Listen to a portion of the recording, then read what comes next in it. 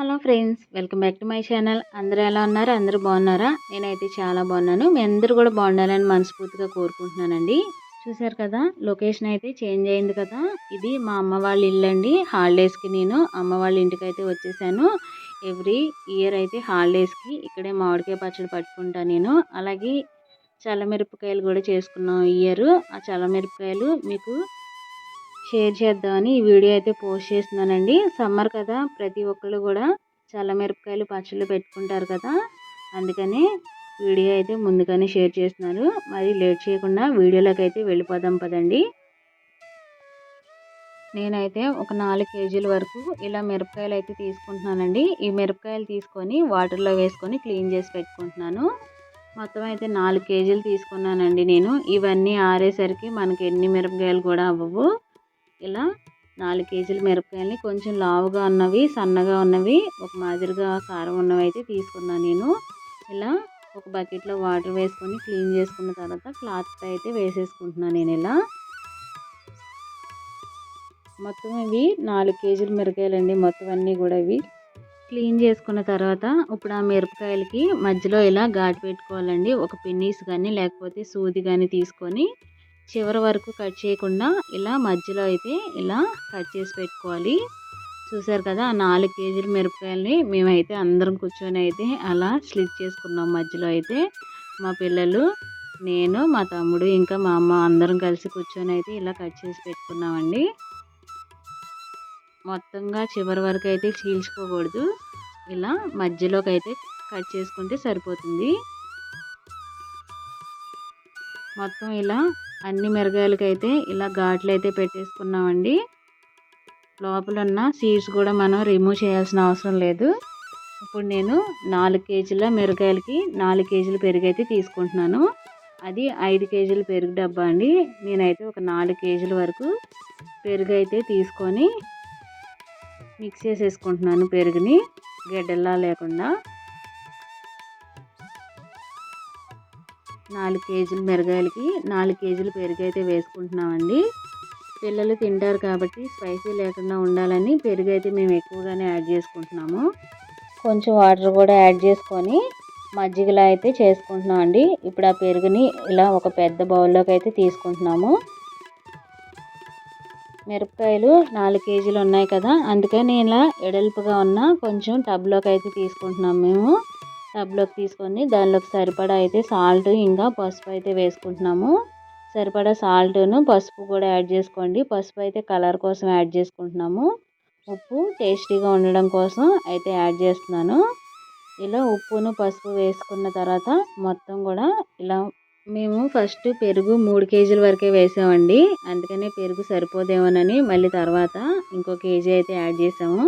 మీరు వేసుకునేటప్పుడు మాత్రం 4 కేజీలు తీసుకుంటే 4 కేజీలు పెరుగు వేసుకోండి. లేకపోతే 2 కేజీలు తీసుకుంటే 2 కేజీలు వేసుకోండి. అప్పుడు అలా వేసుకుంటేనే మనకి మిరపకాయలో కారం అది లేకుండా టేస్ట్ అయితే చాలా బాగుంటుంది. ఇప్పుడు నేను మిరపకాయలు మొత్తం కూడా స్లిట్ చేసి పెట్టుకున్నాం కదా, ఆల్రెడీ 4 కేజీల మిరపకాయలు, వాటన్నిటిని కూడా ఇలా వేసేసుకొని మొత్తం కూడా ఒకసారి మిక్స్ చేసేసుకోవాలి. మొత్తం పెరుగంతా కూడా ఆ మిరపకాయలు పీల్చుకునేంత వరకు కూడా మనం పెరుగులో వేసుకుంటూనే ఉండాలండి. ఇలా ఈ మిరపకాయలు మనకి ఎండడానికి ఒక 10 రోజులు అయితే పడుతుంది. మొత్తం ఆ పెరుగు మొత్తం అబ్జర్వ్ చేసేసుకోవాలి మిరపకాయలు. అప్పుడే మనకి చాలా టేస్టీగా ఉంటాయి ఆ చల్లమిరపకాయలు అయితే. కారం లేకుండా పిల్లలు తినడానికి వీలుగా అయితే టేస్టీగా రెడీ అవుతాయి. మీరు పెరుగు తక్కువ వేసుకుంటే మిరపకాయలు కొంచెం కారంగా ఉంటాయండి. కారం ఇష్టపడిన వాళ్ళు పెరుగు ఎక్కువ వేసుకోండి. పిల్లలు ఎవరైనా ఇంట్లో ఉండేవాళ్ళు పిల్లలు ఇష్టంగా తింటారంటే, మా పిల్లలు ఇష్టంగా తింటారు, అందుకని నేను కొంచెం పెరుగు అయితే ఎక్కువ యాడ్ చేసి చేస్తున్నానండి. మొత్తం కూడా ఇలా మిరపకాయలన్నీ మునిగేంత వరకు పెరుగు అయితే మనం వేసుకోవాలి. ఉప్పు సరిపోయిందో లేదో ఒకసారి చూసుకోండి. నాకైతే ఉప్పు సరిపోలేదని చెప్పి కొంచెం అయితే మేము ఉప్పు కూడా యాడ్ చేసాము. ఉప్పును పసుపు కూడా రెండు కూడా ఇలా మొత్తం ఒకసారి కలిపేసుకున్న తర్వాత ఒక క్లాత్ తీసుకొని ఆ క్లాత్తో మొత్తం ఆ టబ్ మొత్తం కవర్ చేసేసుకోవాలండి. చూసారు కదా, మొత్తం అయితే ఇలా మేము మిక్స్ చేసేసుకున్నాము. ఇప్పుడు ఆ టబ్ని అయితే ఒక క్లాత్ తీసుకొని, పల్చటిగా ఉన్న క్లాత్ తీసుకొని ఆ క్లాత్ వేసి టబ్ అయితే కవర్ చేసి పెట్టుకుంటున్నాం. చూడండి మొత్తం ఇలా అయితే లోపలికి గాలి వెళ్ళకుండా ఇలా గట్టిగా అయితే ముడి వేసేస్తున్నాము. మొత్తం మనకి తెల్లారేసరికి కొంచెం కలర్ అయితే చేంజ్ అవుతాయి మిరపకాయలు. చూసారు కదా, నైట్ అయితే మేము నానబెట్టి పెట్టాము. మార్నింగ్ మళ్ళీ ఒకసారి క్లాత్ తీసేసి ఇలా అయితే మొత్తం మిక్స్ చేసుకుంటున్నాము. పొద్దున సాయంత్రం అలా 3 రోజులు కూడా మునిగేంత వరకు మనం మిరపకాయలను అయితే అలా కదుపుకుంటూ ఉండాలండి. 3వ రోజు తీసి ఎండలో ఆరబెట్టుకోవాలి. నాకు 3 రోజులకి ఇలా అయితే మొత్తం కూడా చక్కగా చేంజ్ అయినాయి మిరపకాయలు. చూసారు కదా, కలర్ చేంజ్ అయినాయి కదా. ఇప్పుడు ఆ మిరపకాయలని 3వ రోజు నేనైతే ఇలా ఎండలో వేసుకుంటున్నాను. ఇలా మార్నింగ్ అంతా ఎండిపోయిన తర్వాత మళ్ళీ నైట్ అయితే మనం ఈ మిరపకాయలను తీసుకెళ్ళి మళ్ళీ పెరుగులో వేసుకోవాలండి. ఇలా మార్నింగ్ అంతా ఎండిపోయిన తర్వాత మేము నైట్ అయితే ఇలా పెరుగులో అయితే వేసుకుంటున్నాము. ఇలా మొత్తం మనం ఎంత పెరుగు అయితే వేసుకున్నామో అంత పెరుగు కూడా మొత్తం ఆ మిరపకాయలు అబ్జర్వ్ చేసుకునేంత వరకు ఈ ప్రాసెస్ చేసుకుంటూ ఉండాలండి. ఈ ప్రాసెస్ చేయడానికి నాకు ఒక 5 డేస్ అయితే పట్టింది. నాకు ఒక 10 రోజులకైతే మొత్తం అయితే ఎండుమిరపకాయలు ఇలా ఆరిపోయినాయండి. చూసారు కదా, ఇలా అయితే ఒక 10 రోజులు అయితే పట్టింది నాకు ఈ ఎండుమిరపకాయలు ఆరిపోవడానికి. చక్కగా మనం ఈ మిరపకాయల్ని పప్పులో కానీ తర్వాత రసం కానీ సాంబార్ కానీ చేసుకున్నప్పుడు ఫ్రై చేసుకొని తింటే చాలా చాలా టేస్టీగా ఉంటాయి. మిరపకాయలు ఎక్కడ తడి లేకుండా ఆరిపోవాలండి. చూసారు కదా, నేను 4 కేజీలు తీసుకుంటే నాకు ఎన్ని మిరపకాయలు అయితే అయినాయి. 4 కేజీలకి 2 కేజీలు మిరపకాయలు అయితే అయినాయండి, అంతే. ఇప్పుడు నేను మిరపకాయలు ఎలా ఫ్రై చేసుకోవాలో చూపిస్తున్నానండి. అందరికీ తెలిసే ఉంటుంది, తెలియని వాళ్ళ కోసం అయితే ఈ వీడియో అయితే చూపిస్తున్నాను. కొంతమంది బ్యాచిలర్స్ కానీ బిగినర్ కానీ ఉంటారు కదా, తెలియని వారి కోసం చూపిస్తున్నాను.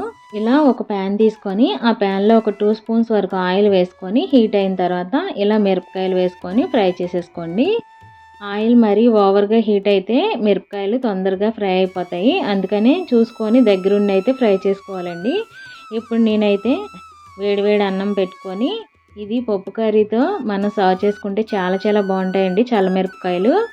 వేడివేడి అన్నం పెట్టుకొని నేనైతే నెయ్యి వేసుకొని కొంచెం పప్పు టమాటా కర్రీ కూడా వేసుకొని అయితే సర్వ్ చేసేసుకుంటున్నాను. చల్లమిరపకాయలు అయితే నేనైతే ఒక 10 నుండి 15 వరకు వేయించుకొని పక్కన పెట్టుకున్నానండి. చూసారు కదా, ఇప్పుడైతే పప్పు వేసుకొని అయితే సర్వ్ చేసేసుకుంటున్నాను. చాలా చాలా టేస్టీగా ఉన్నాయండి. పెరుగు అయితే మేము అలా పెరుగు మొత్తం ఇంకిపోయే వరకు వేసాం కాబట్టి మిరపకాయలు అసలు స్పైసీగా కూడా లేదు. పిల్లలు కూడా చాలా ఇష్టంగా తింటారు. అందుకని నేను అన్ని మిరపకాయలు వేసానండి. వేసేటప్పుడు మా పిల్లలు చెప్పారు చాలా మిరపకాయలు వేపమని. వీడియో మీకు నచ్చిందా? వీడియో కనుక మీకు నచ్చినట్టయితే please like, share, subscribe. Thanks for watching. Bye bye friends.